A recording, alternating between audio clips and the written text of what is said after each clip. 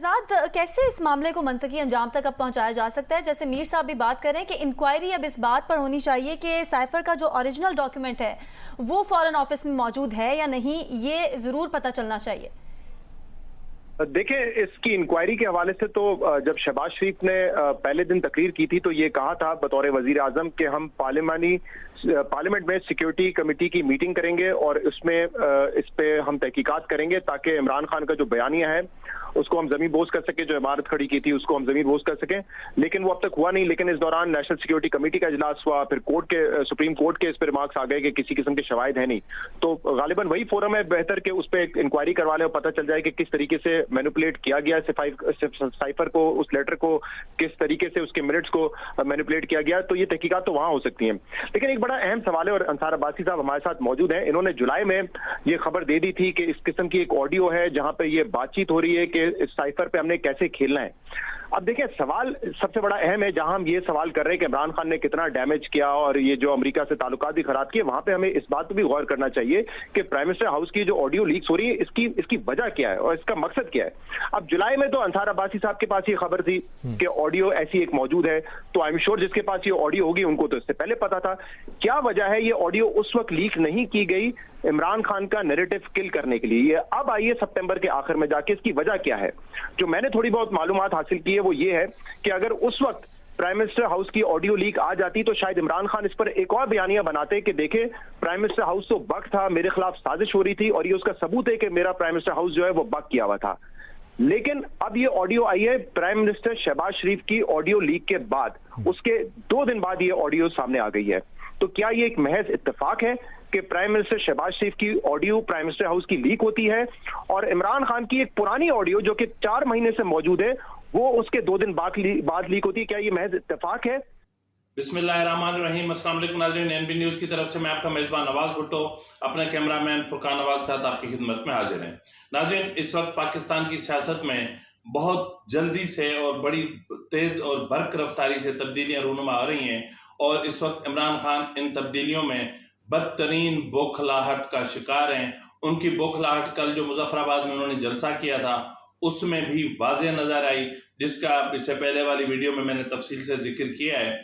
और दूसरा नाज़रीन, आज जो हैकर्स हैं उन्होंने ज़ाहिर है कि इंडी शेल और डार्क वेब ने अनाउंसमेंट की थी कि वो आज 30 सितंबर को जुमे के रोज़ काबीना के इजलास से कबल या काबीना के इजलास के बाद उनके पास जितना भी रिकॉर्डेड ऑडियो और वीडियो जो मटेरियल है वो वायरल कर देंगे। ठीक है सर।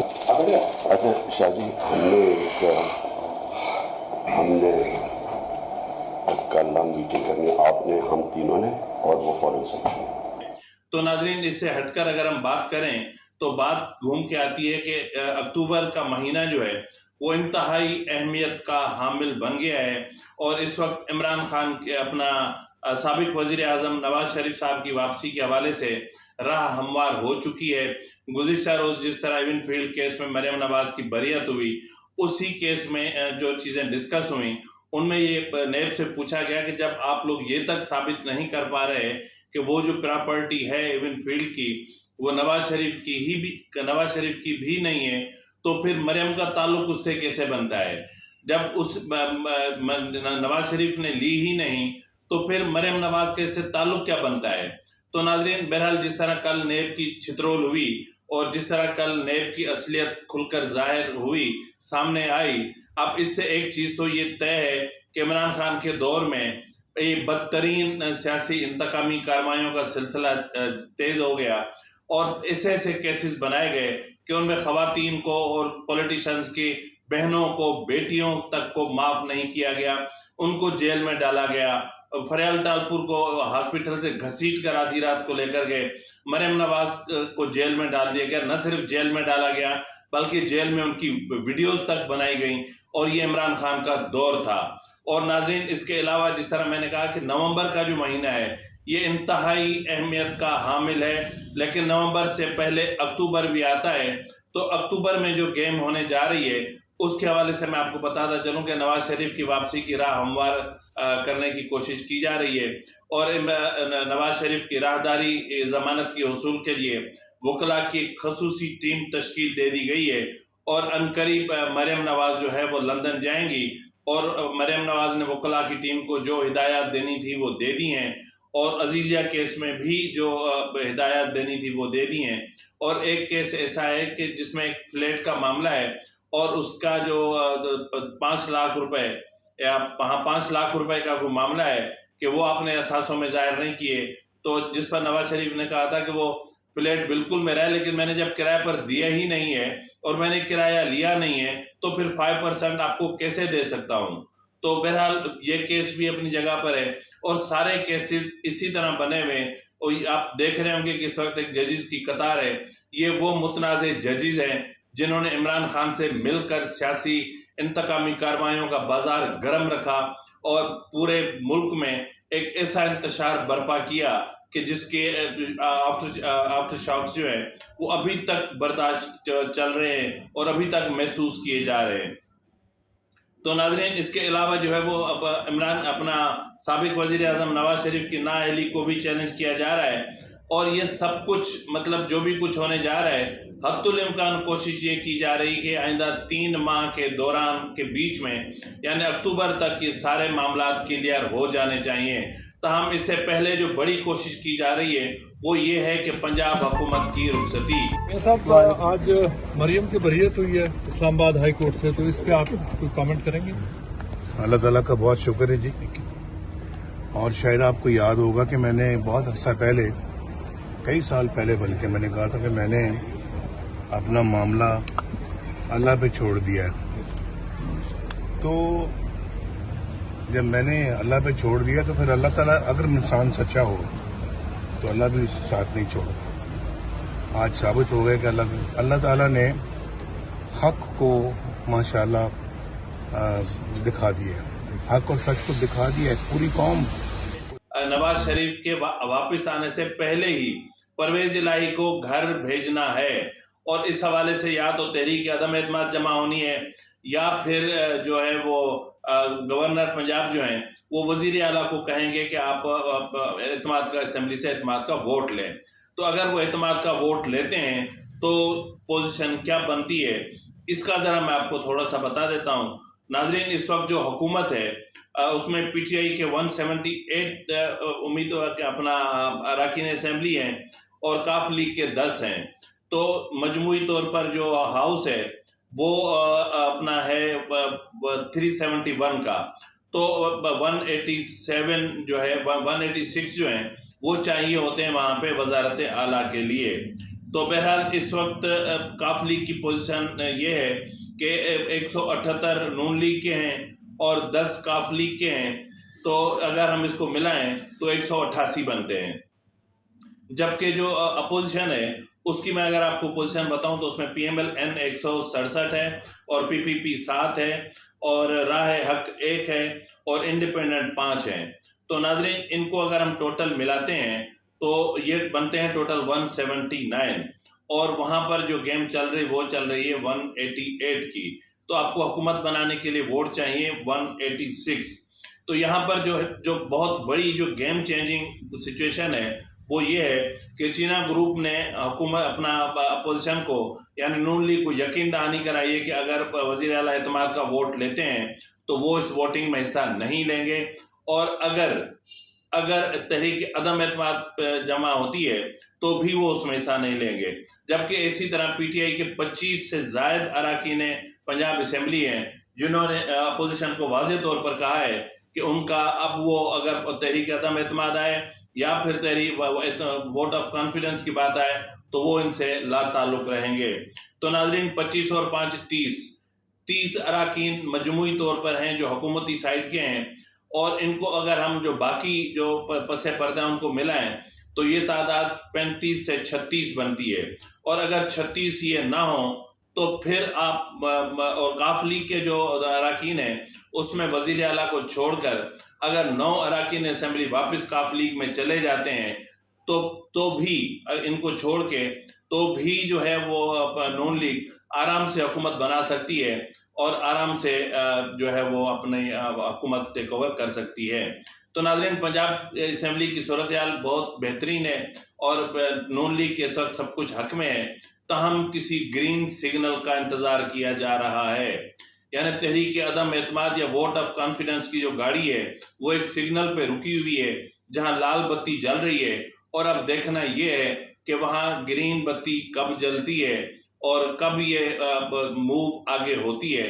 तहम ज़राए का कहना है कि अक्टूबर का जो पहला हफ्ता होगा उसमें बहुत सारी चीज़ें होंगी, क्योंकि नवंबर तक इन तमाम मामलात को फाइनल करना है, और 29 नवंबर को आपको पता है कि चीफ ऑफ आर्मी स्टाफ की रिटायरमेंट है और नए चीफ ऑफ आर्मी स्टाफ का तकर्रुर है। तो उस हवाले से भी हुकूमत ने क्लियर कर दिया है इमरान खान को कि जब तुमने चीफ ऑफ आर्मी स्टाफ को एक्सटेंशन दिया था तो हमसे पूछा था। जाहिर है कि चीफ ऑफ आर्मी स्टाफ की तैनाती एक कॉन्स्टिट्यूशनल मैटर है और ये दो इदारों के दरमियान का मामला है, यानी GHQ का और साबिक चीफ ऑफ आर्मी स्टाफ का, और जो नया चीफ ऑफ आर्मी स्टाफ तैनात होगा उसका, और वजीर आजम का और ऐवान सदर का। तो जाहिर है कि GHQ में जो मौजूदा होंगे चीफ ऑफ आर्मी स्टाफ वो एक फहरिस्त हम रटा चुके हैं, बता चुके हैं, लाख बार बता चुके हैं, लेकिन वो जाहिर है कि लिस्ट भेजेगा, उनमें से एक को अप्रूवल मिलेगी और फाइनल जो चिड़िया बिठाई जाएगी वो बिठाएंगे सदर मुमलकत। तो नाजरीन, ये सारी चीज़ें रटी रटाई जा रही हैं। तो यहाँ पर इंतहाई अहम बात ये है कि आने वाले 3 माह के अंदर PTI की सियासत दफन हो जाएगी और PTI की सियासत का जनाजा निकल जाएगा। जिस तरह आज आपने देखा कि साबिक वजीर आजम इमरान खान साहब कल तक जो एक्शन लेने की बातें करते थे और ज़ेबा चौधरी कहकर बात करते थे, आज वो उसी ज़ेबा चौधरी साहिबा की खाली कुर्सी के सामने खड़े होकर कह रहे थे कि मैं उनको कहना काला चश्मा लगा के और डॉन और विलन बन के अदालत में दाखिल हुए भरपूर कैमरों के हुजूम में, और वहां पर उन्होंने खाली कुर्सी से कहा कि मैडम जी मुझे माफ कर देना। ज़ेबा आप भी तैयार हो जाए, आपके ऊपर भी हम एक्शन लेंगे। मैडम ज़ेबा को बता रहे हैं कि इमरान खान आया था और माजरत करना चाहता था कि उनकी कोई अल्फाज से कोई बेनज़ारी, ठीक है, मेरी तरफ से फारूक साहब आप नहीं बताना, और मैं माजरत करने आया था, और स्टाफ को कहा कि आप गवाह रहना। ओ भाई, जिससे माजरत करनी है उसका होना जरूरी है। आप जानते थे कि आज जो Zeba additional district and session जज ज़ेबा चौधरी साहबा हैं वो अपनी कोर्ट में मौजूद नहीं है। मतलब जिससे माफ़ी मांगनी है, अगर आप उससे माफ़ी नहीं मांगते और उसके बाद ये भी देखना है कि वो माफ़ करता भी है कि नहीं करता है, आपकी माजरत कबूल करता भी है कि नहीं करता है, आपकी धमकी के बाद उसको कहीं सख्त हालात से तो नहीं गुजरना पड़ा, उसको डर और खौफ में तो नहीं गुजरना पड़ा, उसको जो है वो आपके जो शरीफ हैं, जो अल्लाह माफ़ करे, आपके जो है वो बेहुदा और बदतमीज़, बदतहजीब, बद किरदार, बद इखलाक और बद ज़बान जो आपके फॉलोअर्स और कारकुनान हैं, उनकी शर और बदतमीज़ी से वो महफूज तो रही हैं। ये सारी चीज़ें देखनी होती हैं। मतलब इस वक्त जब मैंने ये अल्फाज इस्तेमाल किए, बद तहजीब, बदतमीज़, बद कलाम, बद इखलाक और बद किरदार, तो इसके साथ मैंने छोटे छोटे से रखी हैं मैंने ट्वीट्स रखी हैं। इस ट्वीट्स को आप पढ़ लें। इस ट्वीट्स को पढ़ने के बाद आपको अंदाज़ा होगा इनके किरदार का, आपको अंदाज़ा होगा इनकी ज़बान का, आपको अंदाज़ा होगा इनकी तमीज़ और तहजीब का, आपको अंदाज़ा होगा कि ये किन ख़ानदानों से ताल्लुक़ रखते हैं और कहाँ से इन्होंने ये शराफत पाई है। तो नाज़रीन, इस वक्त इमरान खान जो है वो खाली कुर्सियों से माजरत करते फिर रहे हैं।